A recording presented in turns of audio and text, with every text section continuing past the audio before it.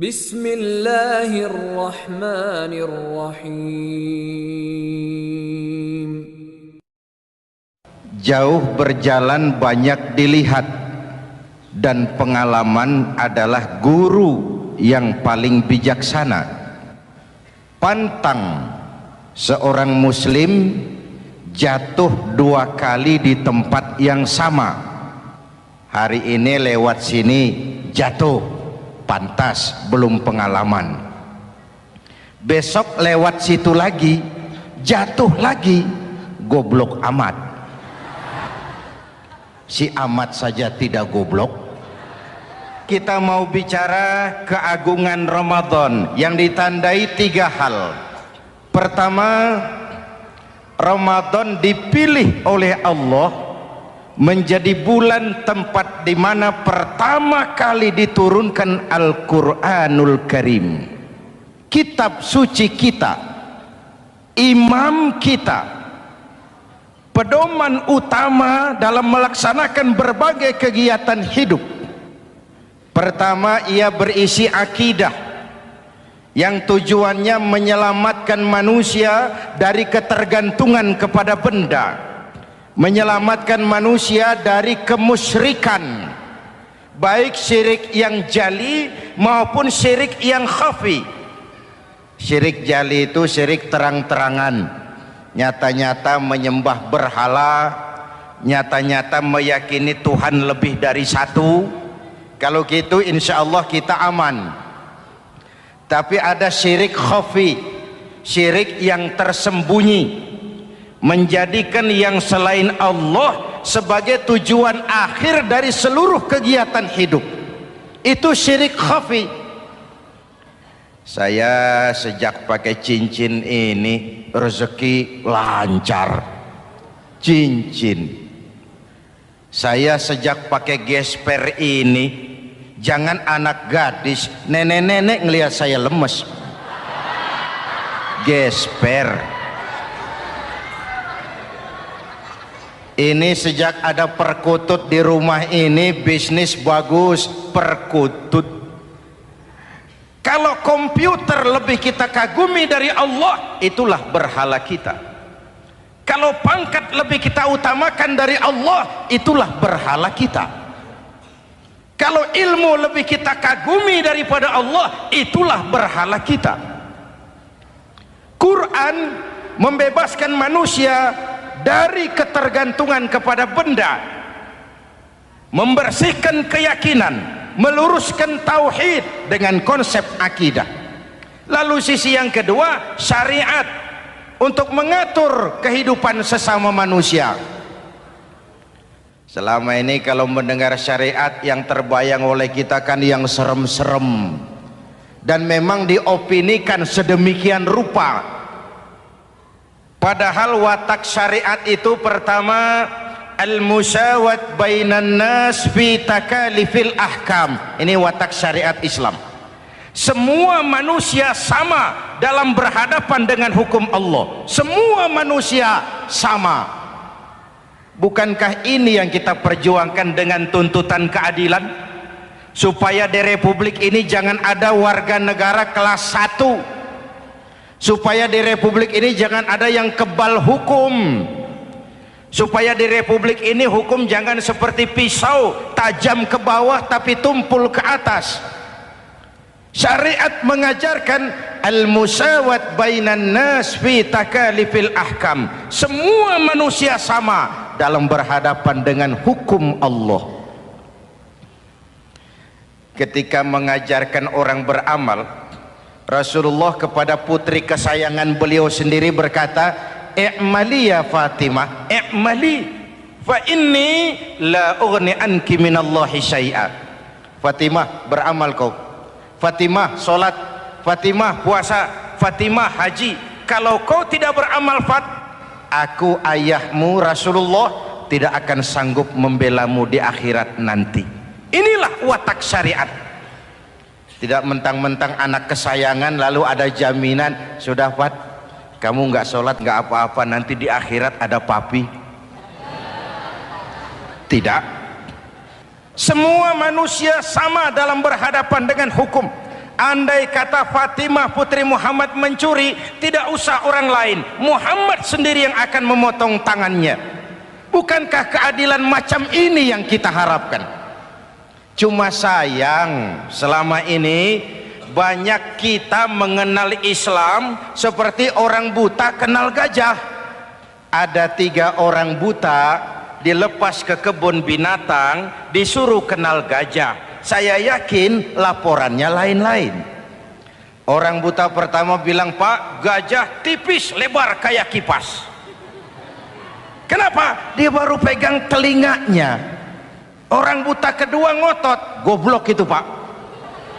Yang betul saya, gajah kecil panjang kayak ular. Kenapa? Yang dia pegang ekornya. Orang buta ketiga lebih marah, dua-duanya tolol Pak.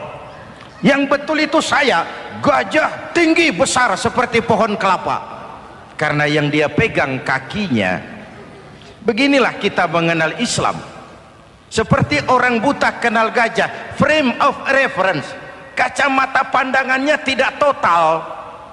Baru kenal kaki gajah sudah sok tahu gajah, baru kenal telinga gajah sudah sok kenal gajah. Kemana-mana pidato, saudara-saudara, gajah tipis lebar kayak kipas. Buat orang yang belum kenal gajah, dia menyesatkan. Buat orang yang sudah tahu gajah, senyum di kolom. Oh, kau baru kenal kupingnya kok. Begitulah kadang-kadang kita baca Quran, ayatnya yang keras, kesannya Islam itu sangar, Islam itu sadis, Islam itu perang. Di sisi lain ada yang adem, sejuk, lalu lahir generasi feminim. Buat saya yang terpenting semua kita perlu. Rasul mengajarkan, la takun ratban fatuksara wala yabisan fatuksara. Jangan lemah, nanti kau diinjak orang, tapi jangan keras, nanti kau dipatahkan orang. Hadirin yang saya hormati, lalu syariat juga punya at-tadrij fit tasri, tahapan dalam melaksanakan syariat. Oleh karena itu, Ramadan yang keagungannya ditandai dengan turunnya Al-Quran harus jadi momentum kembalinya kita kepada Al-Quran. Quran itu imam, kita ini makmum. Saya mau tanya, imam ikut makmum apa makmum ikut imam? Makmum ikut imam apa imam ikut makmum? Makmum ikut imam. Kalau Quran imam dan kita makmum, kita ikut Quran, jangan Quran diminta ikut kita. Imam ruku, kita ruku, imam sujud, kita sujud, imam i'tidal, kita i'tidal. Ke barat kata Quran, ke barat kita berangkat, ke timur kata Quran, ke timur kita menuju. Halal kata Quran, ambil, haram menurut Quran, tinggalkan. Kalau dia imam dan kita adalah makmum, mari berimam kepada Al-Quranul Karim. Yang kedua, keagungan Ramadan ditandai dengan perintah melaksanakan ibadah puasa. Para ulama menyebut puasa itu ibadah sirriyah, ibadah rahasia, ibadah abstrak, tidak ada unsur sugesti. Kalau kita sholat, orang lihat. Kita sodakoh, orang tahu. Kita pergi haji, satu kampung nganter. Kita puasa, cuma kita dan Allah. Pura-pura sholat, ketahuan Pak. Pura-pura sodakoh, nggak bisa dong, apa yang disedekahin. Pura-pura haji, kemana perginya? Tapi pura-pura puasa, gampang. Keluar rumah, bibir lap yang kering, jalan lemesin dikit, ada angin miring, lemes amat puasa. Sirriyah, abstrak. Ibadah lain bisa dinilai, wah itu teman kita sodakohnya berani ya. Kok tahu kamu? Kelihatan dari jumlahnya. Itu sholatnya khusyuk ya. Kok ngerti kamu? Kelihatan dari geraknya. Tetangga sebelah itu rasa-rasanya hajinya mabrur ya. Kok ngerti kamu? Kelihatan dari tingkah lakunya setelah pulang haji. Kalau yang sebelah lagi itu Haji Tomat. Di Mekah tobat sampai kampung kumat. Ibadah lain kelihatan bisa dinilai, tapi puasa tidak bisa dinilai. Belum pernah saya dengar orang bilang, teman kita puasanya mantap betul ya. Kok tahu kamu? Beludah terus. Nggak ada hubungannya. Oleh karena puasa ibadah sirri, ibadah abstrak, maka yang terbentuk dari ibadah ini pertama keikhlasan. Ini sikap hidup yang paling penting. Orang lain mau puji atau tidak bukan soal, orang lain mau dengar atau tidak bukan soal. Ini urusan saya dengan Allah. Dari ibadah sirri seperti ini terbentuk keikhlasan, dan itu penting. Penyakit yang namanya stres lalu menjadi stroke itu umumnya karena orang kehilangan keikhlasan. Tetangga sebelahnya beli TV, dia demam, panas dingin. Temannya naik jabatan, dia masuk rumah sakit. Temannya beli rumah, dia mati. Disiksa oleh perasaannya sendiri. Marilah hidup dengan ikhlas. Beramal ikhlas. Saya menyantuni yatim bukan karena disorot TV, bukan karena masuk majalah, bukan karena dimuat koran, karena Allah. Berpakaian ikhlas. Saya berpakaian ini karena perintah Allah menutup aurat, bukan karena tuntutan Ramadan. Kalau cuma tuntutan Ramadan, Ramadan saja bagus busana muslim. Selesai Ramadan kembali pusar merajalela. Menerima jabatan ikhlas, ini amanah dari Allah. Jabatan adalah alat untuk mengabdi, bukan cuma alat yang melahirkan kekuasaan dan fasilitas. Kalau kekuasaan dianggap sebagai fasilitas dan kekuasaan, maka yang lahir tentu akhirnya maling-maling baru, yang lahir rampok-rampok baru, yang dikuras ya harta negara. Hadirin yang saya hormati, ikhlas menerima jabatan dengan keyakinan ini amanah Allah, amanah akan dimintakan pertanggungan jawab. Ini alat untuk berbuat baik, ini alat untuk mengabdi. Kalau cuma digambarkan kekuasaan jabatan sebagai kekuasaan dan fasilitas, itu yang lalu banyak melahirkan rampok-rampok baru. Betul? Iya, kalau jabatan kan gajiannya jelas. Menteri gajinya jelas, anggota DPR gajinya jelas, presiden, wakil presiden gajinya jelas. Tetapi ketika fasilitas dan kekuasaan banyak memberikan hasil, jangan heran lalu muncul penjarahan terhadap kekayaan-kekayaan yang justru merupakan milik rakyat. Ikhlas dalam menerima jabatan, ikhlas dalam berbuat, ikhlas dalam beramal. Lalu yang kedua, jujur. Tadi siang saudara sholat zuhur apa tidak? Sholat. Yang sholat? Ya enggak, ya enggak. Sebelum sholat zuhur kan saudara berwudu. Waktu berwudu kan saudara berkemur, memasukkan air ke mulut. Umpama waktu berkemur saudara korupsi, dikit saja airnya saudara minum, jangankan hansip, jangankan satpam, jangankan polisi, teman sebelah pun tidak tahu kalau waktu berkemur kita korupsi. Kenapa kita tidak mau melakukan itu? Ada rasa malu kepada Allah. Alangkah positifnya kalau ini diterjemahkan dalam kehidupan. Sekarang kan kita berpikirnya Allah ditekan. Kamu korupsi ya? Iya, Tuhan kan tahu. Biarin, Tuhan mah tahu, nggak ribut. Nggak ribut katanya. Tapi kalau orang, 3 orang saja tahu, geger kantor. Bayangin, Tuhan aja ditekan, Tuhan diintimidasi, apalagi orang lain. lahir etika otonom, daya kontrol yang paling ampuh yang muncul dari dalam jiwa kita sendiri, keikhlasan yang dibentuk oleh pelaksanaan ibadah puasa, kejujuran yang dibentuk oleh pelaksanaan ibadah puasa, lalu kesabaran. Kata Nabi, as-siyamu junnatun, puasa itu benteng, dinding. Fa idza kana yaumus siyami ahadikum, kalau salah seorang kamu tengah berpuasa, fala yarfus, jangan berkata kotor, wala yafsuk, jangan berkata keji, wa in sabahu ahadun au qatalahu falyaqul inni shaim, inni shaim. Kalau ada orang mencaci maki dia, bahkan mengajak dia berkelahi yang menurut ukuran dia mesti menang, tapi karena puasa, maaf, saya bukan gak berani sama kamu, saya sedang puasa. Kalau mau berkelahi juga ntar aja habis buka, segeran dikit berantemnya.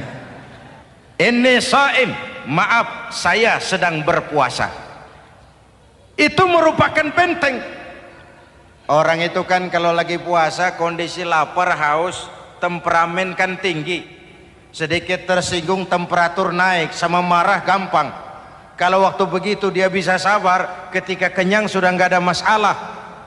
Sabar baik dalam taat kepada Allah, sabar dalam melaksanakan perintahnya, sabar dalam meninggalkan larangannya, dan sabar di dalam menghadapi musibah, kesulitan-kesulitan dalam kehidupan kita.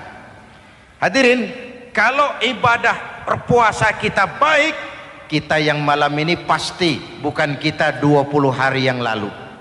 Kita yang malam ini, kita yang sudah ditempa oleh penggojologan Ramadan, ditempa oleh kawah candra di mukanya Ramadan, sehingga membias dalam pembentukan pribadi. Setiap ibadah yang dikerjakan dengan benar pasti punya dampak positif dalam meluruskan moral orang yang melaksanakan ibadah itu sendiri. Jangan sampai terjebak kepada rutinitas ritual. Akhirnya seperti yang sering saya ungkapkan, sholat rajin, maksiat tekun, baca Quran mau, fitnah orang hobi, sedekah ya sedekah tapi nyolongnya lebih gede dari sedekahnya. Sedekahnya cuma untuk ngumpetin korupsinya. Akhirnya jadi lipstik, akhirnya jadi dekorasi. Setiap ibadah yang dikerjakan dengan benar punya dampak positif dalam meluruskan moral dan memperbaiki akhlak orang yang melaksanakan ibadah itu sendiri. Begitulah Ramadan, ada pelaksanaan ibadah puasa. Dan untuk puasa Nabi bersabda, lis-shaimi farhatani, farhatun indal iftar wa farhatun inda liqa'i rabbih. Buat orang yang berpuasa ada dua kegembiraan yang tidak dimiliki oleh yang tidak melaksanakan puasa. Dua kegembiraan. Pertama, farhatun indal iftar, kegembiraan menjelang saat-saat berbuka. Hati itu besar, rasa optimisme, padahal bukanya cuma sama tempe, sama tahu, sama ikan asin, tapi entah makin dekat maghrib hati makin berbunga, ada kebahagiaan yang tidak bisa diceritakan. Allahumma lakasumtu, ya Allah hari ini saya laksanakan perintahmu, saya lawan rasa nafsu, saya tempuh lapar, haus, saya tunaikan semua ini. Itu kegembiraan yang puasa.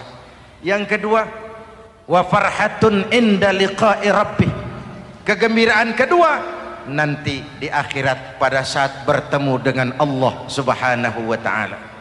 Masuk surga nikmat, bertemu Allah jauh lebih nikmat. Hadirin yang saya hormati, bahkan di surga ada sebuah pintu yang khusus disiapkan bagi orang-orang yang melaksanakan puasa. Tidak bisa masuk ke pintu itu kecuali orang yang puasa.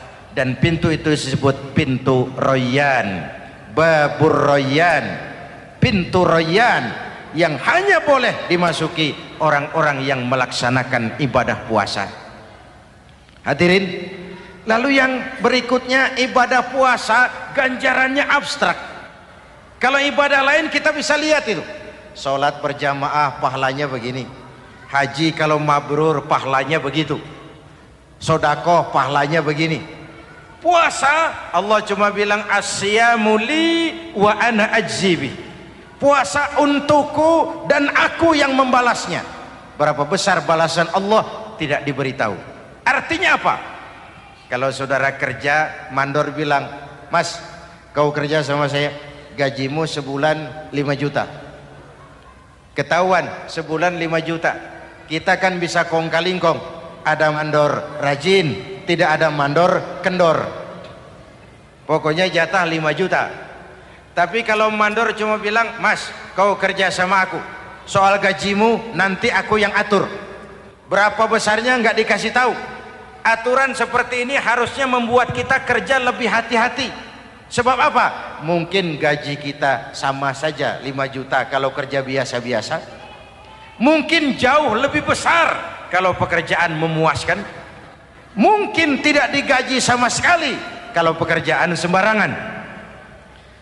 Tidak dijelaskannya gambaran pahala puasa menjadi sugesti untuk melaksanakan ibadah puasa ini dengan sebaik-baiknya. Hadirin yang saya cintai, yang ketiga soal keagungan Ramadan ini. Di dalam bulan Ramadan ada satu malam yang bobotnya khairun min alfi syahrin, satu malam tapi lebih baik daripada 1000 bulan, yang kita kenal dengan malam Qadar atau Lailatul Qadar. Sementara itu adanya pada sepertiga yang akhir dari bulan Ramadan, terutama di malam-malam ganjil. Di negeri kita lihat terjadi pergeseran nilai. Awal-awal Ramadan minggu pertama pasar sepi, masjid ramai, full house, meledak. Betul? Padahal Rasul memberikan contoh, kalau sudah masuk sepertiga yang akhir Ramadan, beliau sing-singkan lengan baju, hamparkan sajadah, lebih banyak di masjid daripada di rumah. Itu baginda Rasul. Sing-singkan lengan baju, hamparkan sajadah, lebih banyak di masjid daripada di rumah. Hadirin yang saya hormati, di situ makna meraih kemenangan. Karena itu lebaran lain dengan Idul Fitri. Lebaran siapa saja boleh ikutan, tapi Idul Fitri milik orang yang melaksanakan ibadah Ramadan dengan baik. Nah, saya kembali kepada Lailatul Qadar. Semua kita, kecil atau besar, sengaja atau tidak, khilaf atau terpaksa, pasti punya yang namanya dosa. Di sini semua yang hadir nih, include saya, apa ada yang tidak punya dosa? Ayo, jujur. Apa ada di antara kita di sini yang nggak punya salah? Apa ada yang nggak punya dosa? Setiap kita, kecil, besar, sedikit, banyak, terlupa, terpaksa, pasti punya salah. Sekarang kalau mau hitung dagang, kita diberi umur 65, 40 tahun penuh dosa, lalu taubat 25 tahun. Menurut neraca hukum dagang belum seimbang. Dosa 40 tahun ditebus taubat 25 tahun. Menurut neraca hukum dagang. Untung Allah tidak dagang-dagangan kepada kita. Di Ramadan ini Allah ngobrol pahala. Di Ramadan ini Allah membuka pintu rahmah yang seluas-luasnya. Sampai-sampai ada hadis qudsi, "Lau amiltumul khataya hatta mala'atis sama thumma nadimtum fataballahu alaikum." Kalaupun kamu berbuat dosa, penuh langit dengan dosamu, kemudian kamu menyesal dan bertaubat, Allah pasti akan menerima taubatmu. Hadirin yang saya hormati, inilah momentum Ramadan, saat dimana kita melakukan pemutihan diri. Masih ingat cerita dalam kitab Durratun Nasihin, Saya ulang lagi cerita ini untuk sugesti. Ada buajingan tengik pernah membunuh 99 orang. Satu saat hidayah datang kepadanya, terniat ingin bertaubat. Dicarinya seorang ustadz, ketemu ustadz kepala ngajar. Ustadz, ya, apa? Saya mau taubat, diterima apa tidak taubat saya? Emangnya dosa kamu apa? Saya pernah membunuh 99 orang, Ustadz. Ustadznya melotot. Wih, banyak amat. Nggak segampang itu nyawa hak prerogatif Allah. Cuma Allah yang berhak ngambil. Membunuh tanpa alasan yang benar, dosa besar. Dosamu kelewat banyak, Mas. Nggak bisa. Dia ponis lebih dulu kayak surga milik bapak moyangnya. Ini preman kita pikir ini ustadz saya niat baik-baik kok ngomongnya nggak enak. Nah, daripada 99 tanggung. Saya lempengin aja nih urusan dah. Dibabat lagi ustadz. Tamat. Selesai. Pas. Cepet. Niat taubatnya masih terus.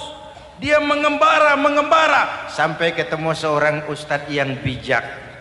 Waalaikumsalam ustadz. Assalam. Ada apa? Ustadz, saya mau taubat, diterima apa enggak sih? Oh, sebelum mentari terbit dari sebelah barat, sebelum nafasmu sampai di tenggorokan, Allah akan menerima taubatmu. Boleh jadi dosamu besar, tapi ampunan Allah lebih besar dari dosamu. Begitu Ustaz. Iya. Cuman ngomong-ngomong dosamu apa sih? Ustaz, saya sih tadinya cuma bunuh 99 orang. Terus ada Ustaz ngomongnya nggak enak. Jadi saya cukupin 100. Oh, taubatmu diterima asal benar-benar. Cuma begini saja, kampungmu kampung brengsek tuh, lingkunganmu nggak sehat. Kalau kau pulang ke sana lagi, niat taubatmu bisa lentur dan luntur. Kamu pindah saja, hijrah ke kampung lain yang lebih baik. Baik Ustadz, makasih. Wah, ngepak koper, pindah. Belum sampai ke kampung yang dituju, ajal datang merenggut nyawa. Ketika ruh keluar dari jasad, ini malaikat rahmah dengan malaikat azab rebutan. Kata malaikat rahmah, ini jatah saya. Orang ini sudah taubat, tempatnya di surga. Kata malaikat azab, nanti dulu. Taubat sih taubat, 100 bagaimana urusannya? Bertengkar. Akhirnya Allah mengutus malaikat Jibril, kau adili. Kata Jibril, ukur sajalah mana yang lebih dekat, kampung yang dituju atau kampung yang ditinggalkan. Ketika diukur, kampung yang dituju lebih dekat dari kampung yang ditinggalkan. Kata Jibril, dia jatah malaikat rahmah, taubatnya diterima Allah. Nah, kalau mendengar riwayat seperti ini, jangan diartikan bahwa untuk taubat mesti membunuh 100 orang. Ini harus diartikan bagaimanapun besar dosa dan kesalahan yang kita lakukan, jangan putus asa dari rahmat Allah. Sebaliknya, bagaimanapun banyak kebaikan yang kita kerjakan, jangan puas hati dan sombong diri. Kita belum tahu akhir perjalanan hidup ini. Kita hanya berbuat dan berbuat. Kepastian itu haknya Allah. Ada yang masuk neraka karena menyiksa kucing. Ada yang masuk surga walaupun sudah membunuh 100 orang. Bahkan kalau nanti saudara di surga ketemu orang-orang soleh, saudara nggak usah kaget, itu memang tempatnya di surga. Saudara akan kaget nanti kalau di surga ketemu pelacur. Pelacur masuk surga. Penasaran, saudara samperin, Mbak Yu. Iya Mas, Sampean ada di sini, apa Allah nggak salah wesel ini? Iya mas, saya ini ada di surga sini. Padahal waktu di dunia dulu saya ini siapa mas tahu kan? Mas juga langganan kan waktu itu.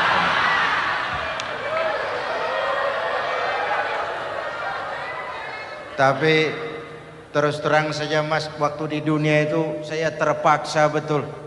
Sejak lahir saya sudah yatim piatu. Sejak kecil sudah yatim piatu. Ada tetangga saya muslim sedikit kaya, tapi pelitnya 17 setan. Akhirnya demi tuntutan perut saya merantau ke kota besar. Ada yang nolong, katanya kerjanya ringan, uangnya lumayan. Apa? Yaitu demi sesuap nasi saya lakoni. Satu malam saya lagi berangkat dagang, lewat masjid Baitul Ihsan, ada ceramah. Saya dengar dari jauh ustadznya pidato, katanya Allah berpesan, "Lau amiltumul khataya hatta mala'atis sama thumma nadimtum fataballahu alaikum." Kalaupun kamu berbuat dosa, penuh langit dengan dosamu, lalu kau menyesal dan bertaubat, Allah pasti akan menerima taubatmu. Mendengar hadis itu mas, berlinang air mata saya. Terbayang dosa-dosa yang pernah saya lakukan.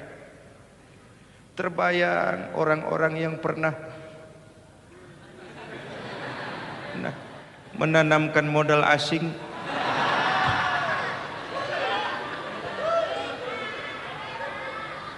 Dikala itu hidayah datang, saya niat taubat pulang kampung mas, mudik. Lagi ngepak koper mau mudik, tamu datang, saya bilang mulai malam ini saya berhenti dagang. Taubat saya sebenar-benarnya, taubat saya diterima Allah, walaupun mampir dulu, transit dulu di tempat lain, akhirnya saya sampai juga ke sini. Inilah Ramadan. Orang baik bukan orang yang tidak pernah salah, karena tidak ada orang yang tidak pernah salah. Orang baik kalau dia berbuat salah, dia segera sadar, dijadikannya sebagai pelajaran untuk tidak diulanginya lagi di masa yang akan datang. Maka Nabi berpesan, tuba liman syaghalahu aibuhu an uyubin nas. Beruntung benar orang yang kekurangan dirinya menyebabkan dia sibuk sampai tidak sempat mencari-cari kekurangan orang lain. Tapi celaka benar orang yang terlalu sibuk mencari-cari kekurangan orang lain sampai lupa dengan kekurangan dirinya sendiri.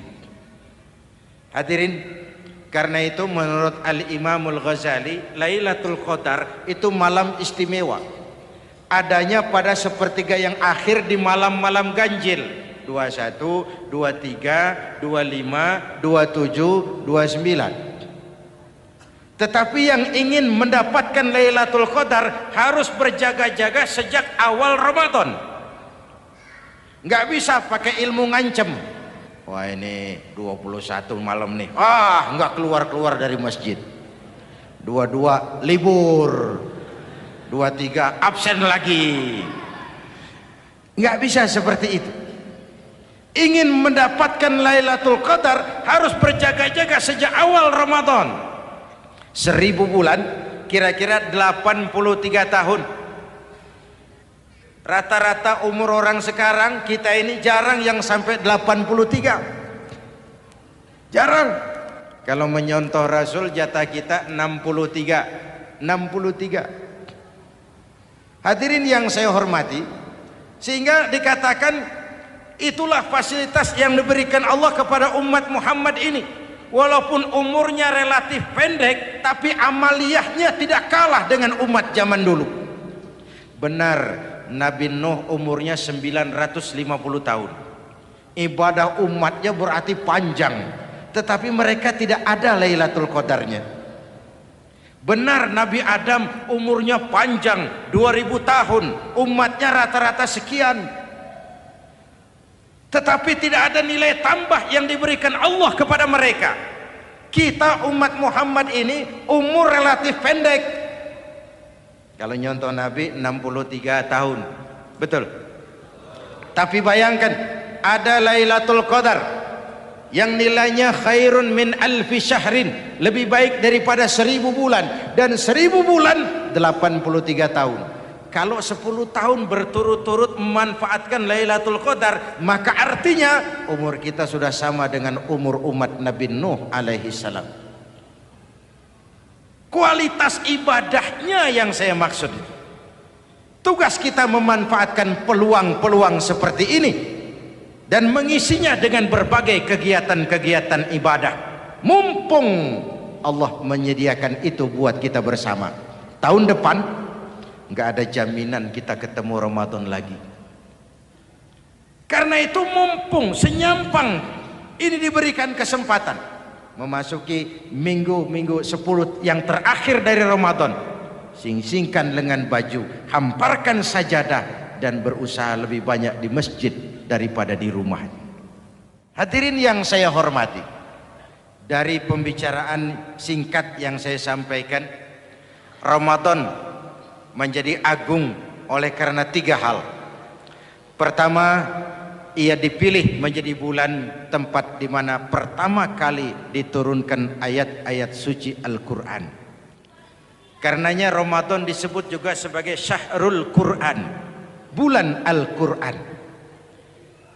Karenanya Ramadan juga kita lebih intens memasuki kehidupan Al-Quran sebagai makmum dan kita sebagai imam.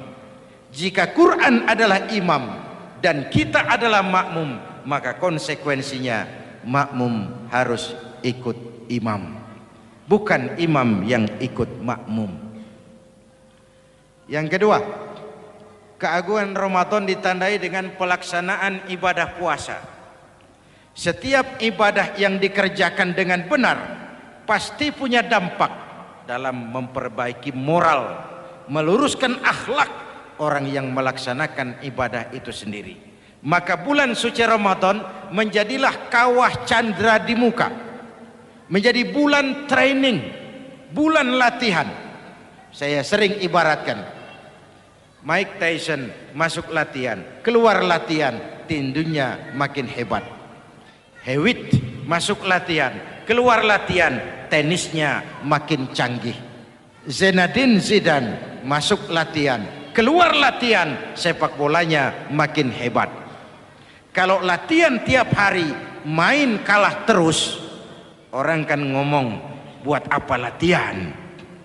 Kita sebulan penuh latihan supaya bulan-bulan sesudah Ramadan nanti kita jangan sampai kalah dalam permainan hidup ini. Hidup ini kan permainan. Ada yang sekarang ini main sebagai pedagang, main sebagai pejabat, main sebagai pengusaha, main sebagai seniman. Hidup ini permainan. Wa mal hadhil hayatud dunya illa lahwun wa la'ib. Ini cuma permainan.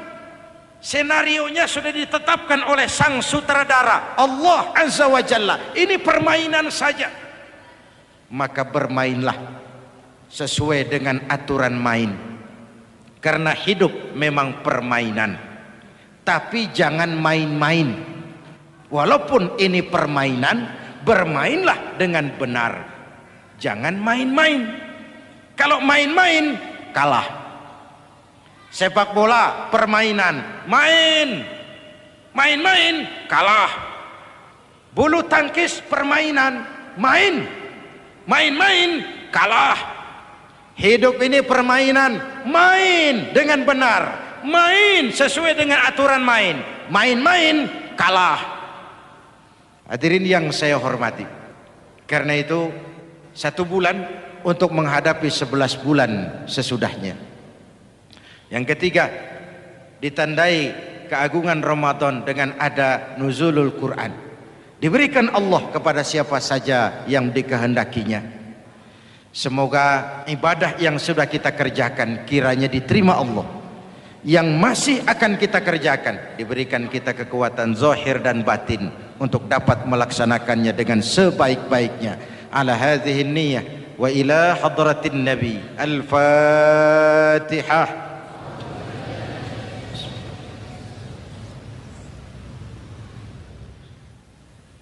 Bismillahirrahmanirrahim. Alhamdulillahi rabbil alamin. Allahumma salli wa sallim mubarak ala sayyidina Muhammadin wa ala alihi wa sahbihi ajma'in. Ya Allah, dengan sepenuh perasaan dan pengharapan, dalam segala kerendahan dan kelemahan, ampuni dosa kami, dosa ibu bapa kami, dosa saudara-saudara kami umat Islam. Kalau selama ini lebih banyak lalai kami dari ingat kami, lebih banyak keluhan kami dari syukur kami, lebih banyak marah kami dari sabar kami, tunjuki kami jalan-Mu yang lurus, yang apabila kami berpijak di atasnya, tidaklah kami akan tersesat buat selamanya.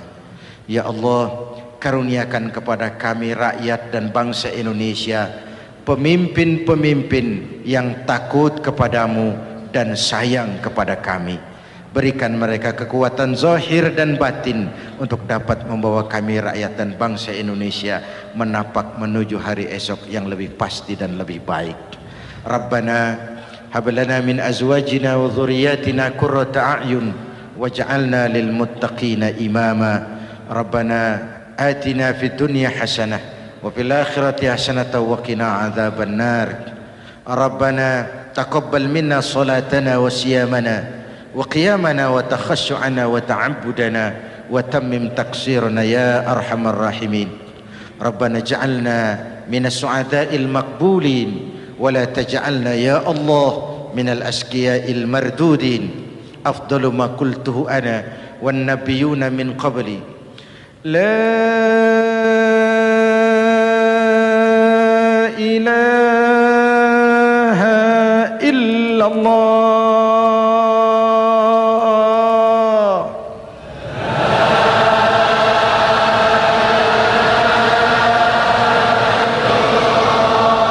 La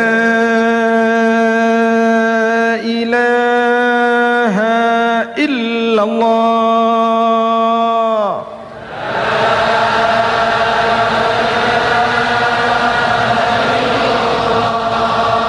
Muhammadur Rasulullah.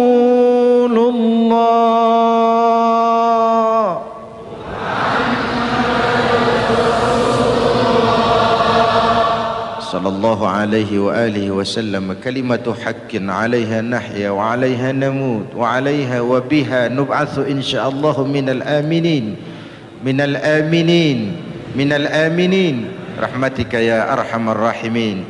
Sallallahu ala sayyidina Muhammad wa ala alihi wa sahbihi ajma'in.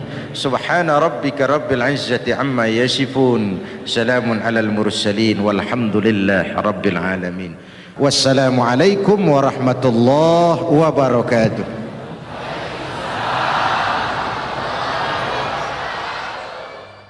Ya Sayyidi Ya Rasulullah.